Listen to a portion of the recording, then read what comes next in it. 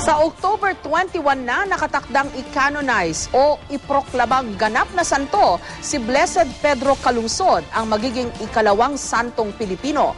Kaugnay niyan, ginunita sa University of Santo Tomas ang kontribusyon ni na San Lorenzo Ruiz at Blessed Calungsod sa pananampalataya ng mga Kristiyano.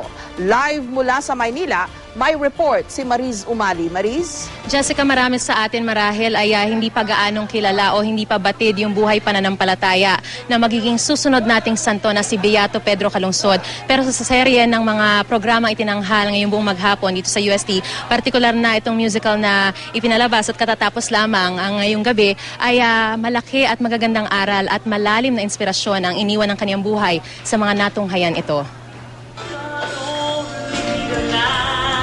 Simple pero makabuluhan at puno ng pananampalataya at pagmamahal sa Panginoon ang naging maikling buhay ni Beato Pedro Calungsod.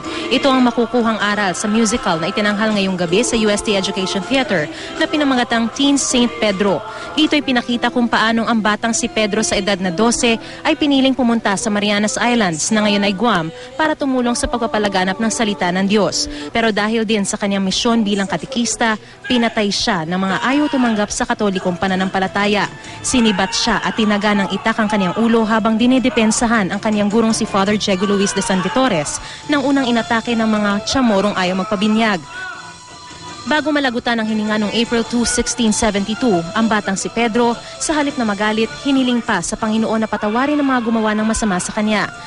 Kakayahan ng Kristiyano at kakayanan ng Pilipinong Kristiyano na mag-alay ng buhay para sa Diyos, para sa kapwa. Kanina ikinuwento naman ni Ricardo Cardinal Vidal kung paano niya sinimulan ang paglalakad ng canonization ng ating magiging susunod na santo noong 1985. Hindi raw madali ang proseso pero hindi siya pinanghinaan ng loob.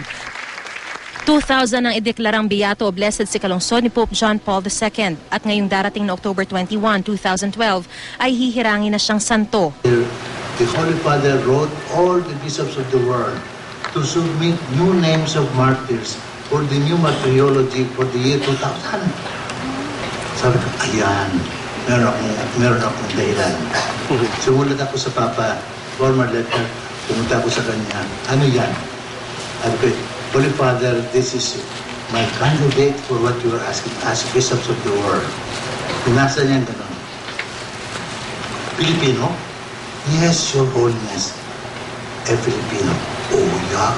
And then he wrote at the margin, Dear Your Eminence, please attend to this, and then sign like that, or you bring this to the congregation.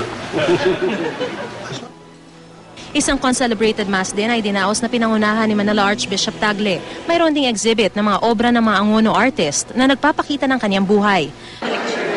Ang pagkakaroon ng isang canonized saint, no, ay isang napaka-significant na pagpapatunay nung pag-unlad at paglago ng pananampalataya sa isang sambayanan.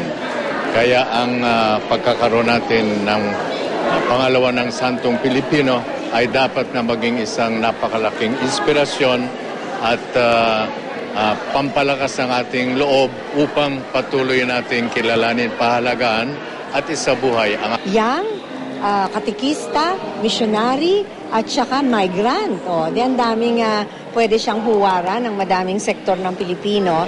At saka I think tama-tama na ngayon para ba Year of Faith para sumigla yung pananampalataya ng mga tao, lalo na ng mga kabataan, na there's nothing like being a best friend of Christ. Jessica, bukod nga kay Blessed Pedro Calungsod ay binigyang pugay din ang unang Pilipinong santo na si San Lorenzo Ruiz na nagdiriwang naman ng kanyang kapistahan ngayong araw. Sa pamamagitan daw ng kanilang mga buhay ay mapapatunayan na maging ang mga laiko o lay persons ay may napakahalagang tungkulin at misyon para lalong mapatatag ang simbahang Katoliko. Jessica? Okay, Maris, sa October 21 ang canonization kay Blessed Calungsod sa Rome, no? At ngayon yung simula ng activities. Ibig sabihin yan, sunod-sunod na ang activities to build up hanggang dun sa canonization. Yes, tama ka dyan, Jessica. Sunod-sunod na nga ang mga activities, pero karamihan dyan ay mga small activities, Jessica, ayon nga dun sa mga nakausap nating pare, gaya na lamang ng pagtatanghal na katulad ng ipinalabas ngayon, ay maaaring itanghal din daw yan sa iba't ibang mga piling mga lugar. Bukod dyan ay ang pagtuturo rin ng buhay ng magiging susunod nating santo na si Beato Pedro Calungsod sa ilang mga simbahan. Pati na rin yung pagkakaroon ng mga exhibit kasi, Jessica, bukod dito sa UST ay magkakaroon din ng exhibit yung Angono artist sa Eastwood, tapos meron ding mga nakaschedule sa Sacred Heart dyan sa parish natin malapit sa GMA at sa iba pang mga piling simbahan. Pero karamihan daw dito, Jessica, ay mga free-flowing activities kasi bagamat merong mga nakaschedule, merong mga umuusbong pa rin na ibang mga programa para bigyang pugay nga itong magiging susunod nating santo. At bukod dyan, Jessica, ay karamihan naman sa mga obispo at arsobispo ay lilipad na rin patungo sa Vatican para nga sa paghahanda sa mga Triduum Masses na gaganapin bago ang nakatakdang canonization, Jessica. Okay, maraming salamat, Mariz Umali.